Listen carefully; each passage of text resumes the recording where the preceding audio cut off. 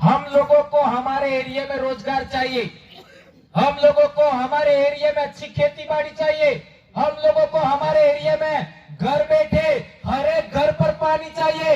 उसके लिए आपको इन जो हमारे जो नेता है, इन नेताओं को बार बार आर करवी है। आर हो के बजाणो डहाने पीली आर करी बड़द ने आरते है 5 mm वेते साले 5 मिलीग्राम mm वाली, और नेता ने बदले 1 अंगली अटली आर राखवानी कटली खालड़ो जाडो रे अटली खाई खाई ने खालड़ो जाडो गुंजाई भरी दीदा, घेराई भरी दीदा, सब भरी दीदो, पेटे भरी दीदो ने हाथ पीड़ी खाए એટલો ભેગો કીધું है તે અણને આટલો જાડું ખાલડું है 1 અંગળી એટલી આર રાખવાની ગોદવાની એટલે આર હું કહેવાય તમે સમજી ગયા કે નહીં સમજી ગયા?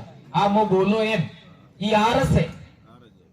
तो इन बातों का आपको ख्याल रखना है और हमारे लोगों को कहना है कि हमारे इलाके में जितना भी पानी है, चाहे वो तालाब हो, चाहे एनीकट हो, चाहे डैम हो, उस डैम के पानी में आरक्षण होना चाहिए। यह हमारा सबसे बड़ा मुद्दा है, पानी में आरक्षण।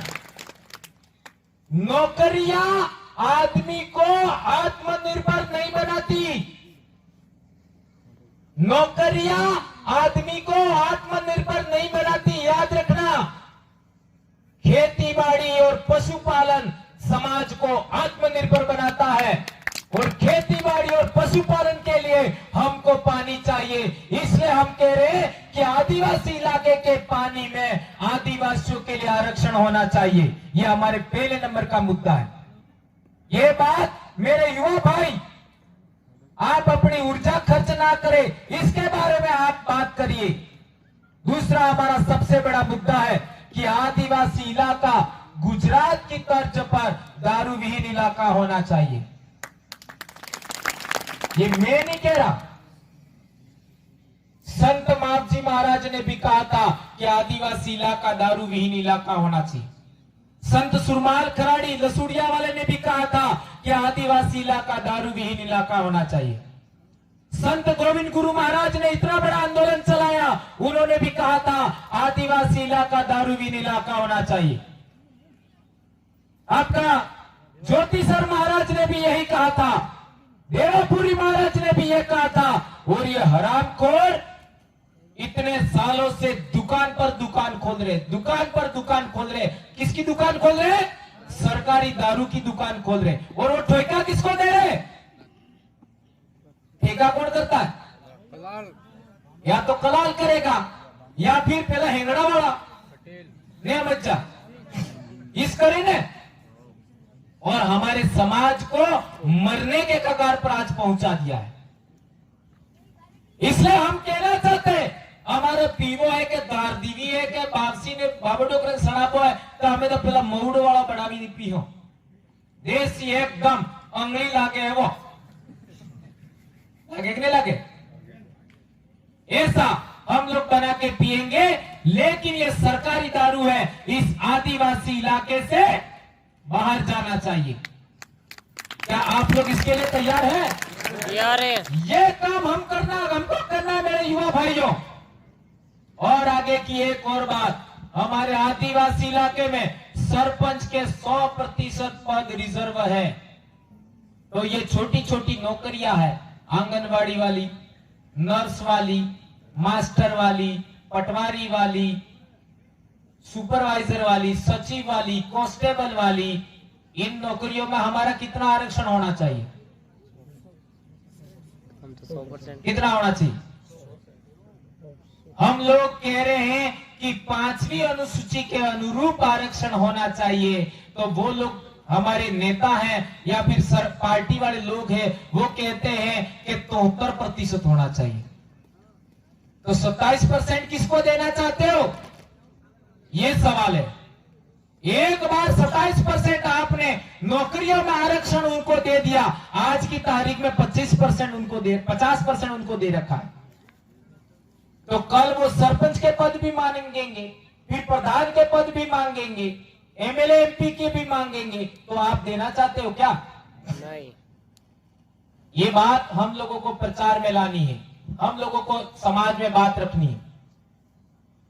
अभी आपने देखा डूंगरपुर पर हमारा धरना चल रहा था, इन लोगों ने गुमराह किया हमारे इलाके में और कई लोग भी बहक गए। क्या बहक गए?